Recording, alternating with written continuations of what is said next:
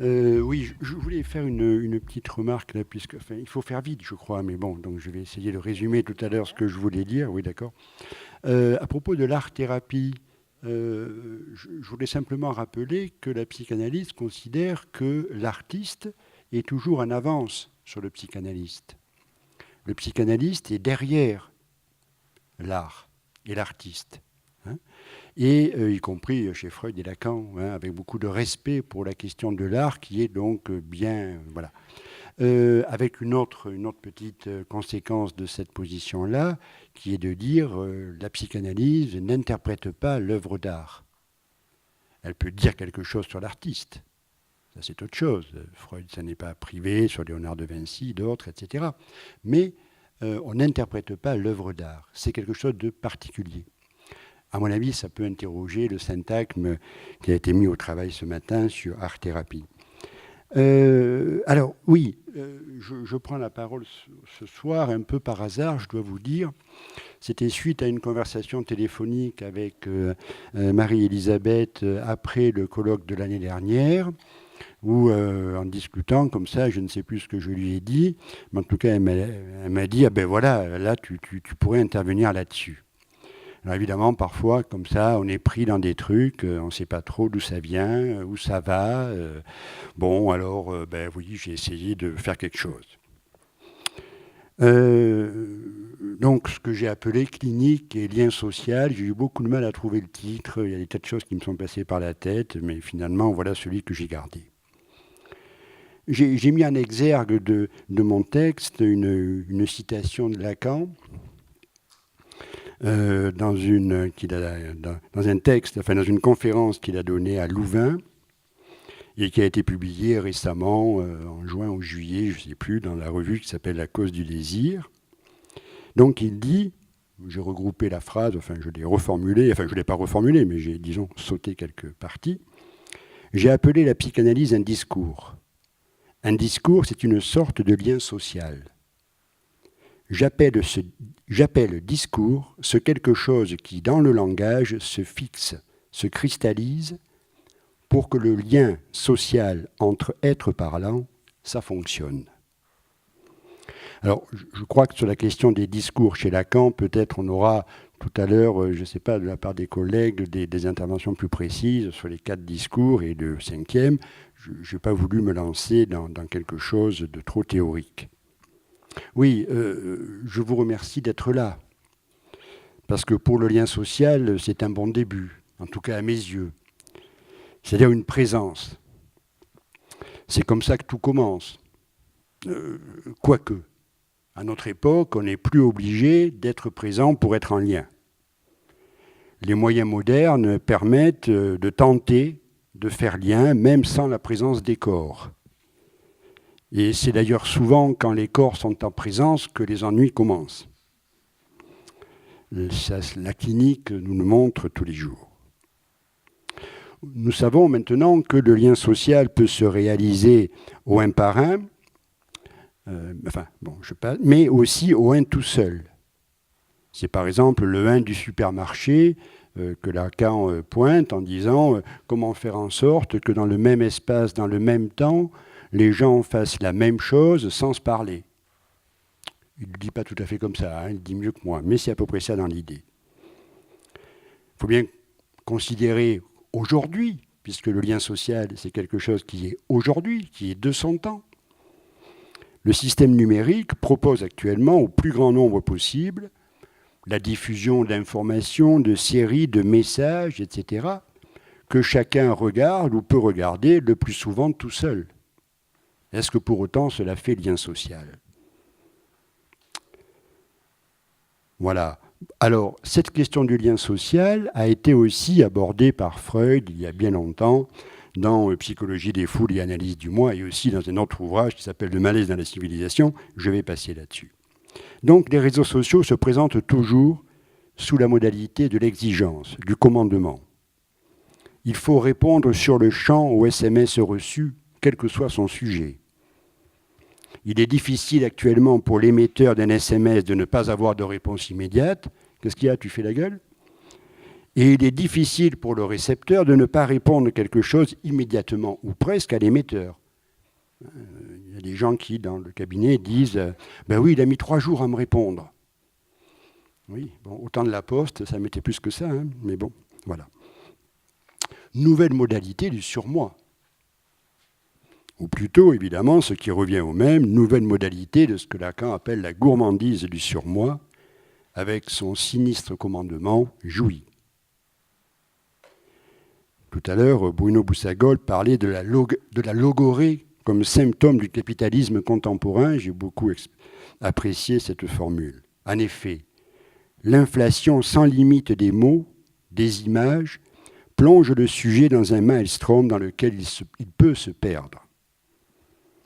Accrochez-vous, nous sommes tous victimes des pirates de l'attention.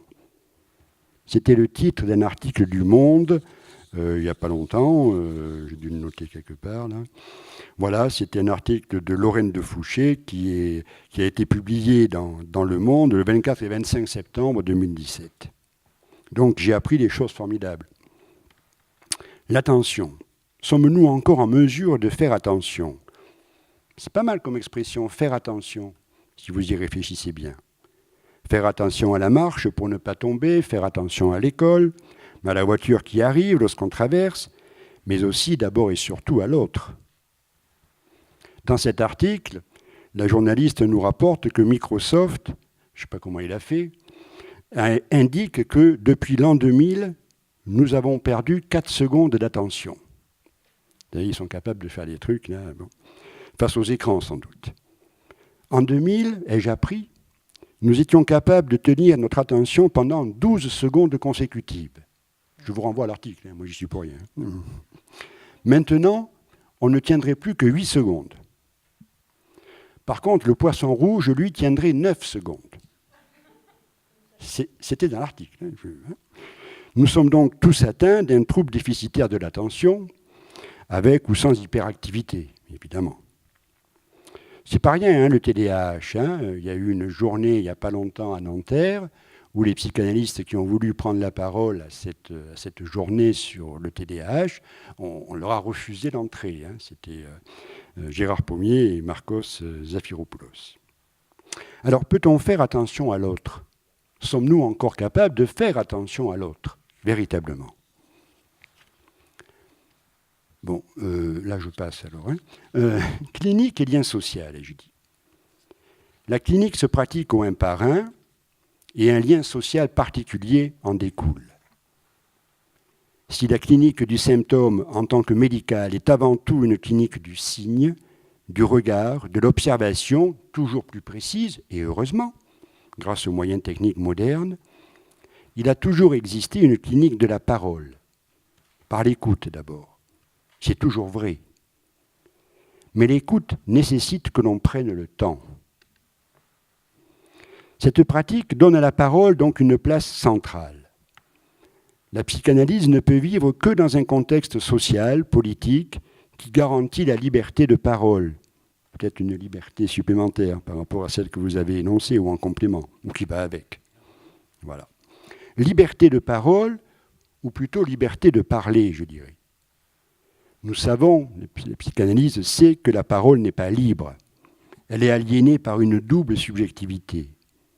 La nôtre propre, celle qui nous appartient, c'est-à-dire, pour faire court, la subjectivité de notre inconscient, mais aussi la subjectivité de notre époque, qui est quelque chose à quoi Lacan tenait. Il a publié ça, enfin, il a parlé de ça dans un texte des écrits qui date de 1953, Fonction et champ de la parole et du langage en psychanalyse. Dire tout ce qui nous vient à l'esprit ne signifie pas que nous croyons à une prétendue liberté de parole. Mais la liberté de parler, c'est là où nous y tenons. Et c'est peut-être effectivement sur ce plan que nous pouvons nous inquiéter de certaines évolutions politiques, sociétales, dans le monde qui nous entoure, ce qui rejoint peut-être un peu votre propos. La parole contient une dimension de sens caché, inconscient, à décoder. Mais elle contient aussi une part de jouissance. Et c'est cette dernière qui, à notre époque, est peut-être en train de prendre le pas sur la fonction symbolique, je dirais, des mots. La parole et la jouissance, nous le savons, sont les deux faces de la même pièce. On pourrait dire que sur les réseaux sociaux, on parle. Je ne sais pas. Mais si la parole et la jouissance sont dans le même bateau, si la parole tombe à l'eau, que reste-t-il? La jouissance. Et cette jouissance qui, à nos yeux, dans le dernier enseignement de Lacan, n'a absolument rien de phallique, est une jouissance mortifère. C'est celle qui précède aux attentats, par exemple. Là, on comprend tout de suite que cette jouissance peut nous pousser vers des chemins très douloureux pour nous, nous-mêmes, mais aussi, évidemment, notre entourage. Il s'agit d'une jouissance menée par la pulsion de mort. Jouissance et angoisse ont partie liées, et le toujours plus de jouissance dans lequel on voit parfois une solution s'accompagne en fait de son corollaire, le toujours plus d'angoisse. La parole demande qu'on la soutienne. C'est un choix, un parti pris, un acte qui n'a plus rien d'évident, me semble-t-il, au moment, à l'époque, comme dit Lacan, où on peut être réduit à n'être qu'un algorithme et des datas. Je fais évidemment allusion au dernier livre de M. Harari, Homo Deus, une brève histoire de l'avenir. Ça va vite, un algorithme. Surtout quand ce sont des ordinateurs qui les calculent, bien sûr. Un algorithme, ça ne parle pas. Montre-moi ton algorithme, je te dirai qui tu es. En écrivant ça, je me suis souvenu, il y a un bouquin aussi qui vient de sortir, il y a une 50aine d'années, Patrick McGowan revendiquait le dimanche après-midi à la télévision « Je ne suis pas un numéro, je suis un homme libre ». Donc il y a des gens qui ont un peu de bouteilles comme moi qui s'en rappellent. Nous n'étions qu'à un seul numéro, le 6. Il était le numéro 6 dans le village, si vous vous souvenez. Dans un algorithme, évidemment, il y a beaucoup plus de numéros, alors ça va encore plus vite. Je trouve d'ailleurs qu'un mot fait de plus en plus florès dans le monde contemporain, c'est celui de dématérialisation. On veut tout dématérialiser. Les feuilles d'impôt, les relevés de banque, etc. On peut se demander jusqu'où ça va aller et si bientôt ce n'est pas nous-mêmes qui serons dématérialisés, c'est-à-dire réduits dans le social à des algorithmes et des datas. Mais le clinicien, lui, ne se dématérialise pas, même si parfois il se démoralise. La parole, c'est plutôt l'éloge de la lenteur. Pendant de nombreuses années, Marie-Elisabeth y faisait allusion, j'ai travaillé dans une maison d'enfants à caractère social qui accueillait des jeunes filles adolescentes. Une des premières tâches de l'équipe dont je faisais partie était de réapprendre à parler à ces jeunes filles. Elles ne savaient plus parler. Elles avaient 14, 15 ans, 16 ans. Elles criaient, elles s'invectivaient, elles se textotaient à qui mieux mieux, elles se branchaient les écouteurs sur les oreilles, mais elles ne savaient plus se parler et évidemment, il y a une équivoque dans cette formule. Tout allait très vite pour elles. Nous avons instauré un temps de parole, un temps de réunion hebdomadaire, simplement pour parler de tout et de rien. Beaucoup d'établissements font la même chose, ce n'est pas une nouveauté. Dolto avait déjà plaidé pour ce genre de dispositif. Mais je dirais que c'est d'autant plus indispensable actuellement, ça a été dit pour l'école tout à l'heure, pour la question du récit, de la narration, que l'avalanche des moyens dits de communication réduise la fonction de la parole en tant que telle. La psychanalyse a connu ces dernières années beaucoup d'attaques. Et je proposerai cette hypothèse qu'avant d'être des attaques contre la psychanalyse elle-même, ce sont des attaques contre la dimension de la parole. Je vous propose 2 vignettes cliniques de ma pratique qui témoignent de 2 types, de 2 formes, disons, de liens sociaux dans le cadre de séances. Lola. Lola a 5 ans lorsque ses parents l'accompagnent à mon cabinet. Depuis plusieurs semaines, elle se gratte la peau sur tout le corps jusqu'au sang. Elle a des démangeaisons, disent-ils. Ça la démange. Oui, mais qu'est-ce qui la démange? Quel est ce ça énigmatique? Mais qui introduit d'emblée, évidemment, pour moi, une autre dimension. Ils viennent me voir après avoir consulté leur médecin, bien entendu, à juste titre, et des dermatologues qui ont proposé divers traitements. Mais rien n'y a fait. Cette petite fille se gratte sur tout le corps et s'endort, épuisée, à une heure tardive de la nuit. Aujourd'hui, je ne sais plus comment j'ai saisi cela, mais j'ai tout de suite eu la certitude que cette petite fille avait un rapport très assuré à la parole et au langage. C'était la première fois où je la rencontrais. Elle dessine pendant que nous parlons, son père, sa mère et moi. Les parents ne signalent rien de particulier dans les temps qui ont précédé l'apparition de ces démangeaisons. Sans y accorder plus d'importance que ça, ils indiquent cependant que cette petite fille a eu une petite sœur voici quelques mois. Ils ne font pas le lien particulier avec le symptôme envahissant de l'aîné. C'est en souriant que le père me dit « C'est drôle, c'est étrange. Quand elle voit sa petite sœur au sein, elle a dit qu'elle veut couper le sein de sa mère. C'est bizarre. » La psychanalyse nous apprend que pour le sujet enfant, le sein de la mère fait partie de son corps à lui. La séparation, la coupure ne se fait pas entre l'enfant et la mère, mais entre le sein de la mère et la mère. Le sein étant ainsi fantasmatiquement incorporé dans le corps de l'enfant. Dès lors, tout s'éclaircit pour moi et je peux me tourner vers cette petite fille et lui dire qu'elle souhaite que sa petite sœur D mange, avec un trait d'union, c'est-à-dire, en somme, le D qui traduit la négation, évidemment, c'est-à-dire arrête de manger au sein de sa mère. Cette unique séance suffira, puisque le soir même, les démangeaisons cesseront. La clé de voûte que représente le signifiant au père. Alors, je passe. Deuxième vignette. Monsieur T vient me voir, lui, depuis de nombreuses années. C'est vraiment l'inverse. Je vais dire un mot de sa constellation familiale, j'emploie le terme de constellation, pour dire que ce n'est pas un roman familial pour lui. Nous ne sommes pas dans la même catégorie clinique. On pourra en discuter si c'est nécessaire. J'avais entendu parler de Monsieur T avant de le rencontrer.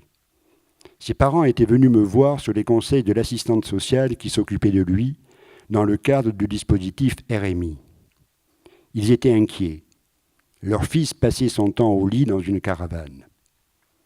Le médecin de famille a rédigé un certificat médical pour la cellule d'appui du RMI, ainsi rédigé, donc je cite, je sous-signais, docteur, certifie que M. T présente une maladie psychotique, entre parenthèses schizophrénie, qui ne lui permet pas d'exercer normalement tout travail.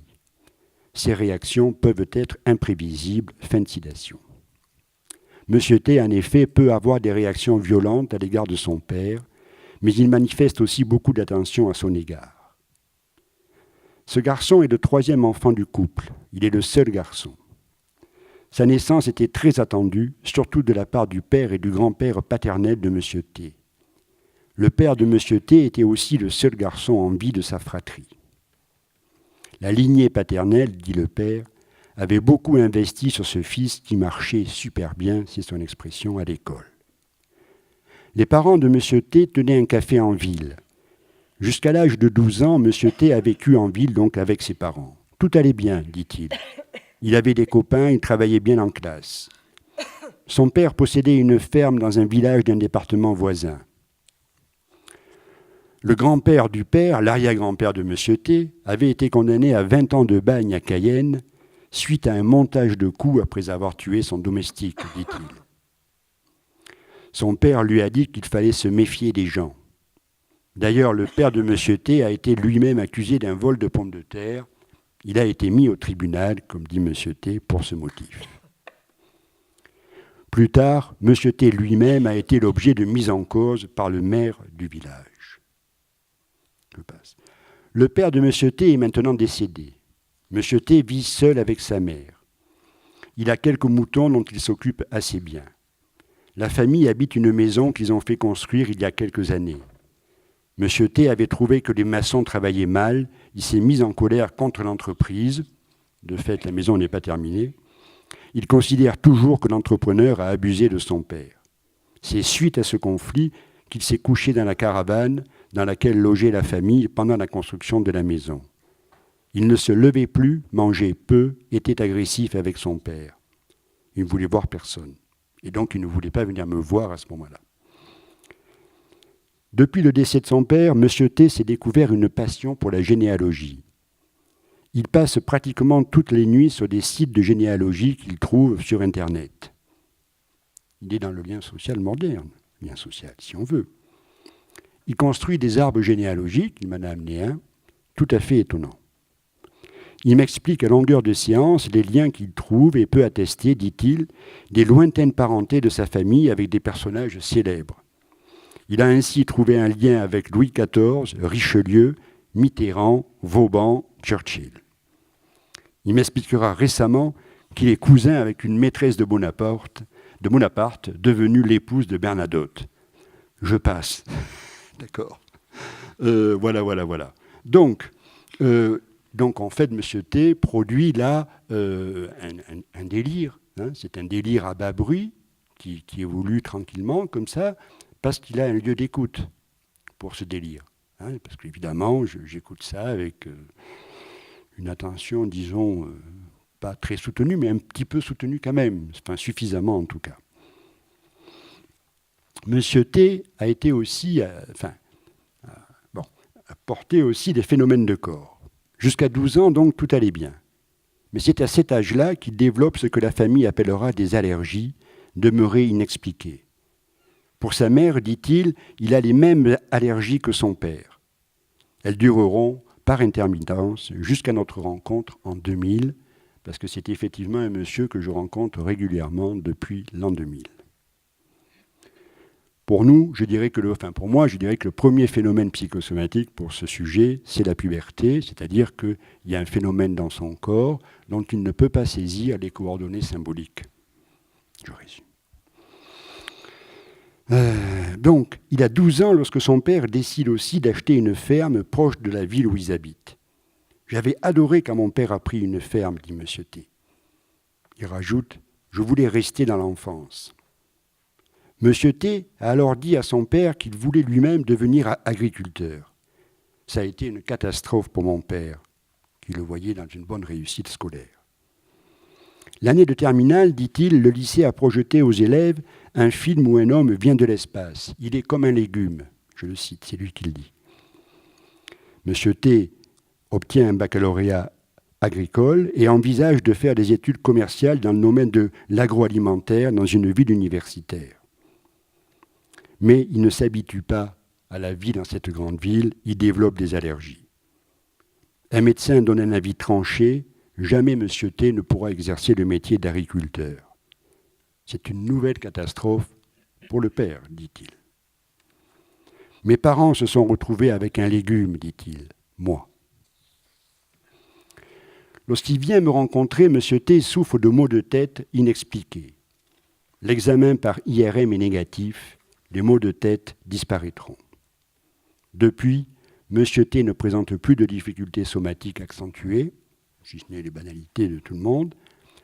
Il avait aussi bénéficié d'un traitement par neuroleptique pour soigner ce qu'il appelle sa dépression. Actuellement, il ne prend plus aucun traitement. Je dirais qu'il a un rapport presque autistique actuellement avec Internet, toutes les nuits. Internet, là, ne lui permet pas, lui, de tisser un lien avec le monde. Il s'informe parfois sur l'actualité par le biais de ce support, mais surtout, il va donc sur ces fameux sites de généalogie où on pourrait s'amuser à dire qu'il va sur des sites de rencontres pour rencontrer des personnages fantasmatiques. Rencontres virtuelles, bien sûr, délirantes. Je conclurai rapidement avec une citation d'Augustin Ménard dans un ouvrage qui s'appelle « Le voyage au pays des psychoses », que j'aime bien, qui me semble correspondre au travail que je fais avec M. T. Je cite, « Le sujet n'attribue en rien un savoir à l'autre. Le savoir, il est de son côté. Mais cet autre lui est indispensable pour lui servir d'attache, d'ancrage à son discours. Tout discours a une adresse, et il faut que quelqu'un vienne incarner ce point d'amarrage, être l'autre de l'adresse, se faire le secrétaire de l'aliéné, comme nous dit Lacan. c'est marquer de l'intérêt pour les dits du sujet et ne pas imposer son propre savoir. » Fin de citation. Je vous remercie.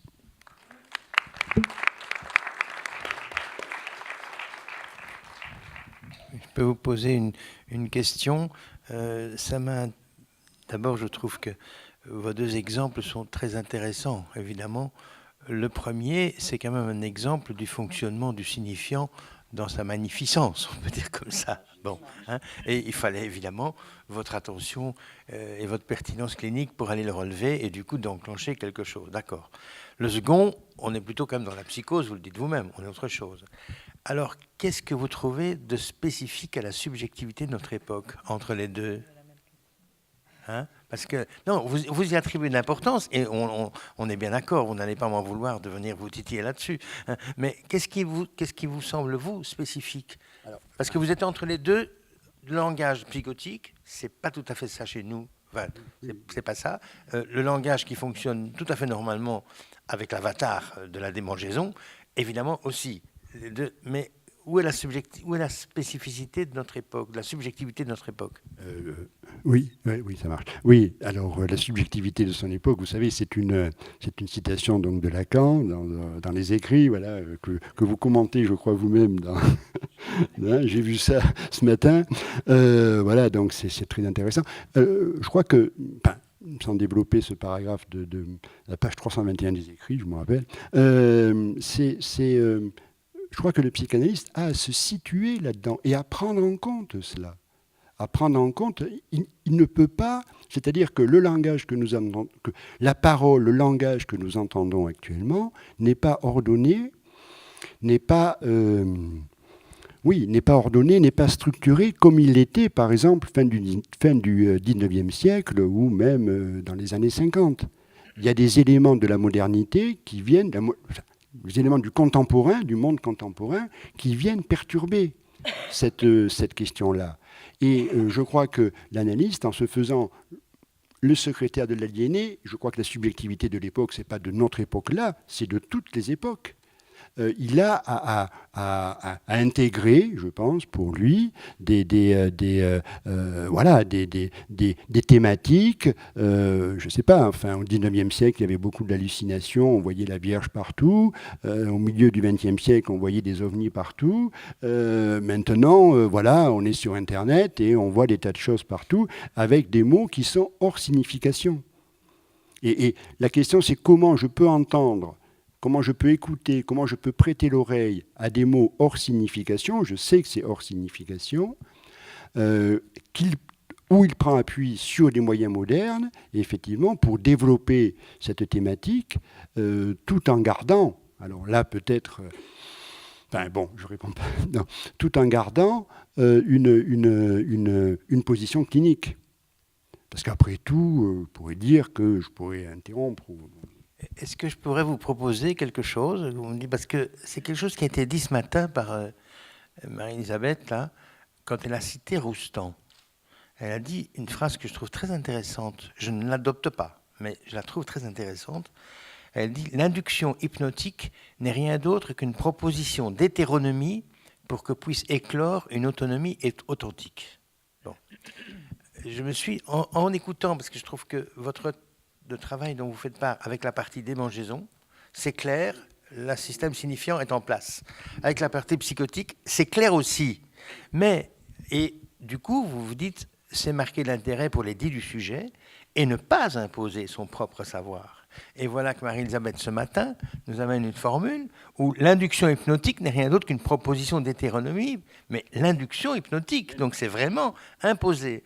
Alors, je trouve quand même que, permettez-moi d'avoir profité de la lecture de votre texte et de ce que disait Marie-Elisabeth ce matin, pour nous demander si la subjectivité de notre époque, qui consiste quand même probablement à laisser démunis par le signifiant devant le trou manifeste qui se présente à tous les coins de rue, on peut dire comme ça, hein, est-ce que dans ce contexte-là, il ne s'agit ni de faire appel à l'organisation signifiante, comme la petite démangeaison là, qui a lieu, bon, ni non plus se faire seulement secrétaire sans imposer un savoir, mais peut-être bien qu'il y a à penser comment proposer je ne dirais pas induire hypnotiquement, mais comment proposer du tissage symbolique pour que le sujet puisse se le réapproprier. Voilà ce que moi je pense être la nouveauté dans la clinique à devoir faire. Oui, alors, je ne sais pas si vous seriez d'accord avec ça, je vous le lance comme ça. Parce tout que à fait.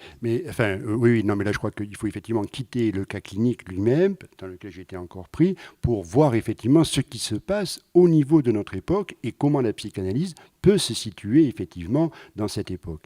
Et là, c'est vrai que, je n'ai pas conclu là-dessus, mais pour moi, il y a quand même il y a une nécessité de l'analyste, de l'engagement.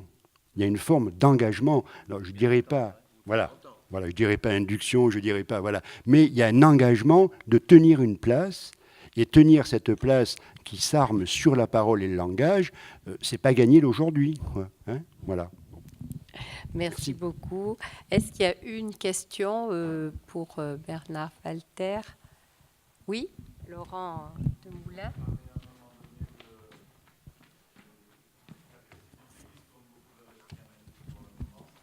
On n'entend pas. Vous avez évoqué à un moment donné votre belle communication, l'agressivité que suscitait la psychanalyse pour le moment en liant à la question du langage. Enfin, je ne sais plus comment vous l'avez formulé, vous allez le redire. Mais j'ai l'impression qu'il y a quelque chose en plus quand même, parce que il y a quand même, on voit qu'il y a un rejet de toute forme d'intellectualité, qu'il y a un rejet de toute forme de nuance. Les philosophes en souffrent aussi, enfin plein de gens. Mais il y a quand même quelque chose qui m'intrigue dans la violence avec laquelle la psychanalyse est parfois attaquée, même par d'autres intellectuels, que moi, je me dis qu'il y a une autre raison encore, mais je ne vois pas laquelle. Enfin, je ne comprends pas cette violence, comme vous l'avez évoqué. Je me demandais si vous pouviez creuser un tout petit peu ce que vous avez évoqué là, voilà. Eh bien, c'est une belle... Oui, c'est un sujet de colloque, je sais bien. Non, donc, voilà. Non, mais c'est même une d'accord, une excellente transition. Transition pour ce qui suit. Parfait. On va donner la parole. J'ai fait exprès, c'était préparé entre Jean-Pierre et moi. Voilà.